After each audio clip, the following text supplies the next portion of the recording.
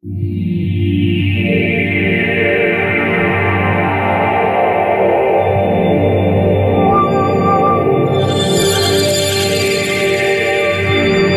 λοιπόν να ξεκινήσουμε την συζήτηση ρωτώντας την κυρία Κολιμπασάνου.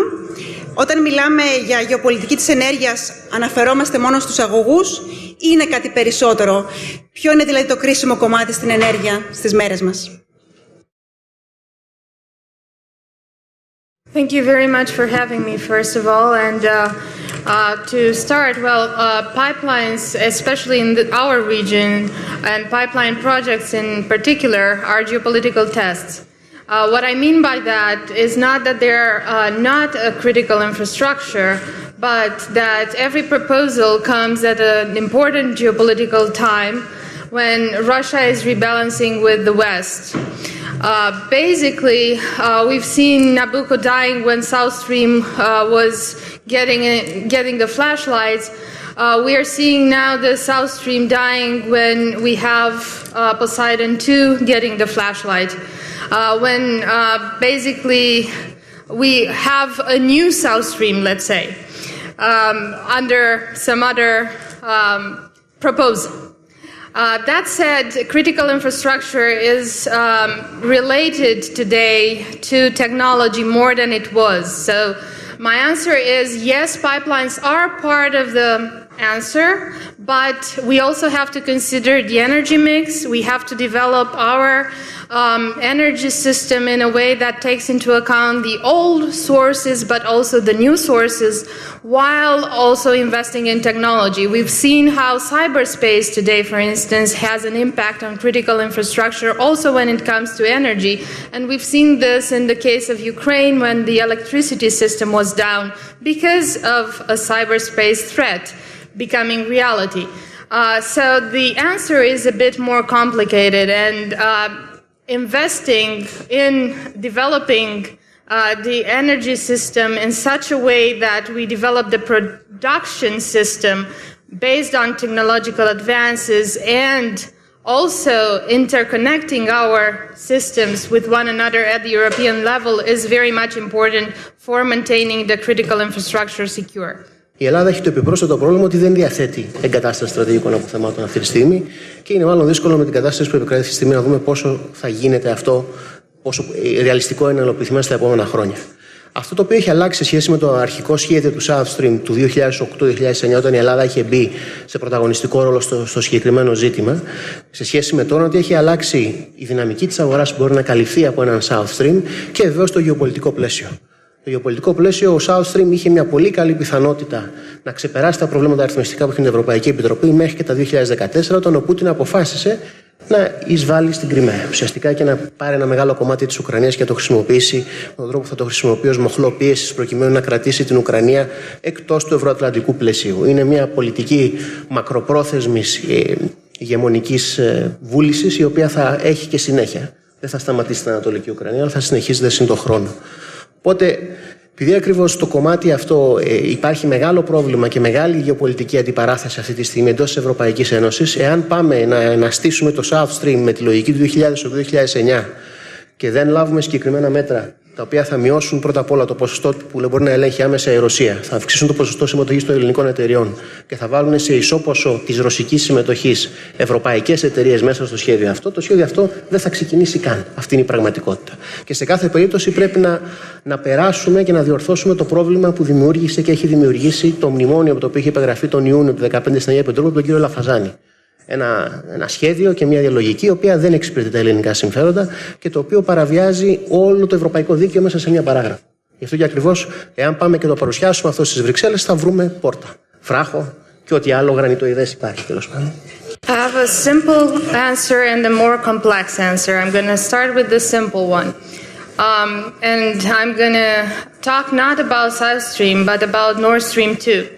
Which is actually more probable to happen and less of a geopolitical test than a reality. Nord Stream 2 is to avoid Ukrainian route. The Ukrainian route actually means the Balkan route. Because if you check the map, Italy is getting gas through the Balkans. And also Ukraine, but through the Balkans.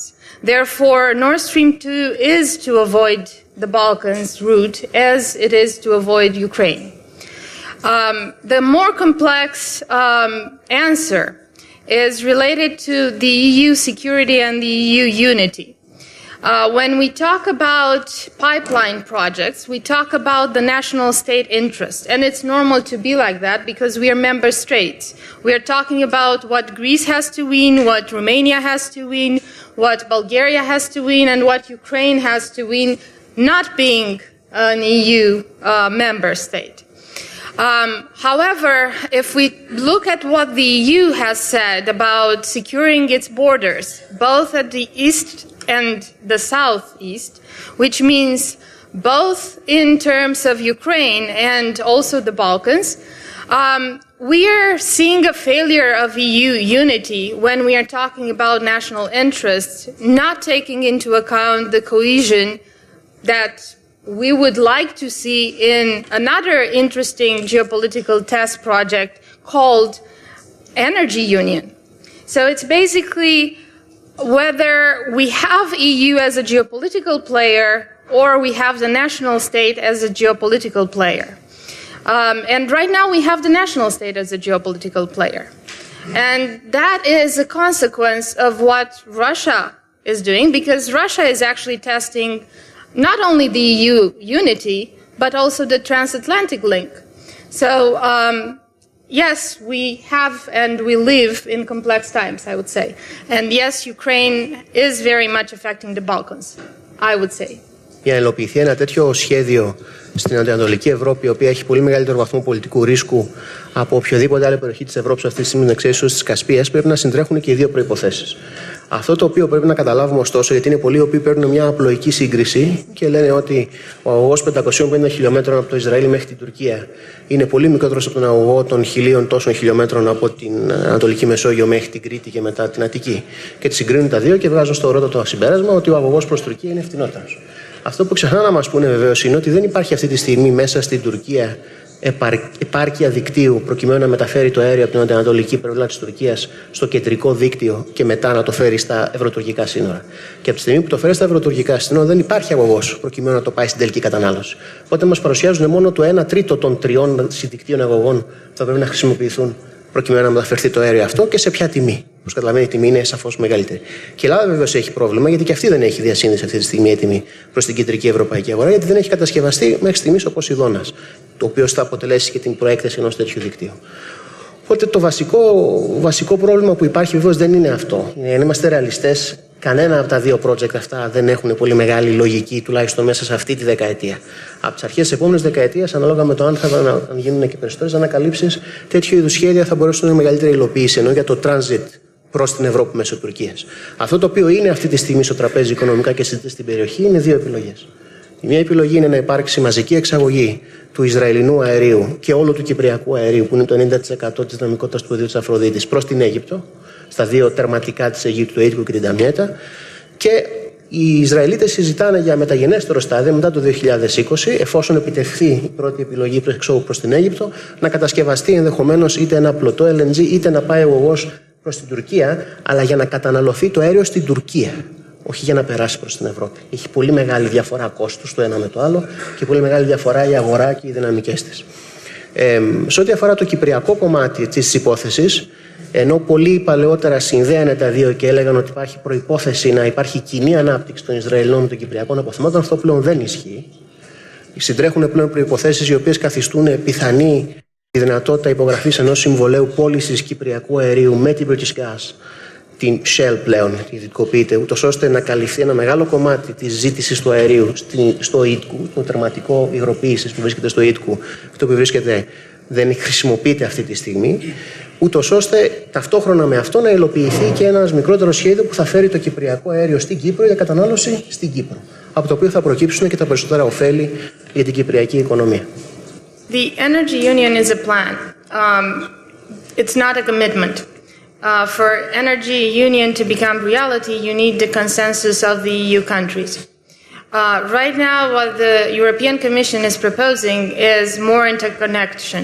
And more interconnection is only is not only regarding the pipelines, but is also regarding what I was talking about earlier, about the energy mix and about interconnecting the electricity network.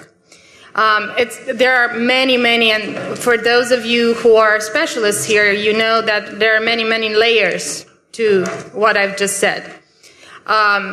Of course, that is possible if there is political will. However, in European Union nowadays, we have a lot of problems that require political will, that are related to security, that are related to deciding on very, let's say, problematic issues like even the refugee crisis and the Ukrainian crisis itself. And therefore, the national interest stands above sometimes than the European Union's interest. Energy union is, as I said, another test that we put ourselves under. Are we willing to make EU a geopolitical player or not? So that's what it is all about. Μια θεωρητική επίλυση του Κυπριακού θα ανοίξει διάπλατα το δρόμο για την κατασκευή του αγωγού που θα συνδέσει το Λεβιαθάν με το Τσέιχαν και θα καταστήσει δυνατή την εξαγωγή φυσικού αερίου προς την Τουρκία. Αυτό είναι ένας από το βασικό πολιτικό εμπόδιο στο ρόλο, το βασικό πολιτικό ρίσκο του συγκεκριμένου αγωγού εντοπίζεται στις εξελίξεις στο Κυπριακό.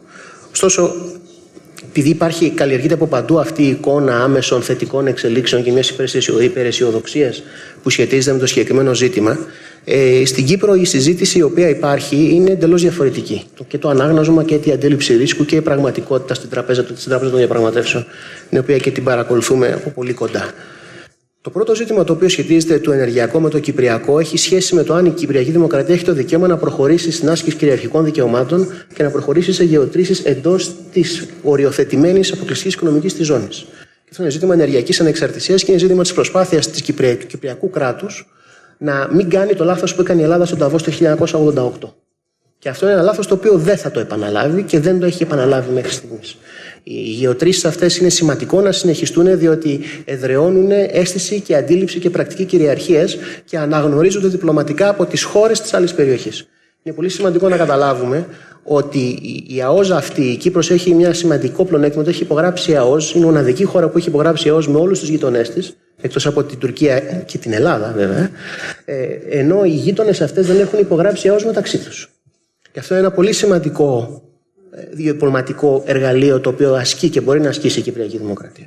Η δεύτερη διάσταση διασύνδεσης του Κυπριακού με το ενεργειακό έχει σχέση, και αυτό το θέτουν κυρίως η Κυπριακή κοινότητα, για το πώς θα γίνει η αξιοποίηση του θέματος αυτού. Το πώς θα γίνει η αξιοποίηση έχει δύο υποερωτήματα. Το πρώτο έχει σχέση με το ποιος ελέγχει τη διαδικασία διοδοτήσεων και ποιος ελέγχει τη διαδικασία που πρέπει να γίνεται τόσο ώστε να υπάρχει κρατική εποπτεία κατά τη φάση εκμετάλλευσης, εξερεύνησης, εκμετάλλευσης και παραγωγής. Εκεί είναι σαφές ότι δεν μπορεί να υπάρχει συμμετοχή του της τουρκοκυπριακής κοινότητας, διότι πολύ απλά το κράτος αυτό δεν υφίσταται νομικά. Είναι ένα ψευδοκράτος, το οποίο αναγνωρίζεται μόνο από την Τουρκία και το οποίο αποτελεί αποτέλεσμα εισβολής και κατοχής, το οποίο έχει ένα συγκεκριμένο κόστος και για την ίδια και για το νησί και για την Ευρωπαϊκή Ένωση γενικότερα. Το άλλο ερώτημα έχει σχέση πώς μοιράζεσαι τα χρήματα που θα προκύψουν. Πώς μοιράζεσαι, πώς γίνεται η κατανομή των πόρων από τα έσοδα ενός δυνητικού ομοσπονδιακού κράτους.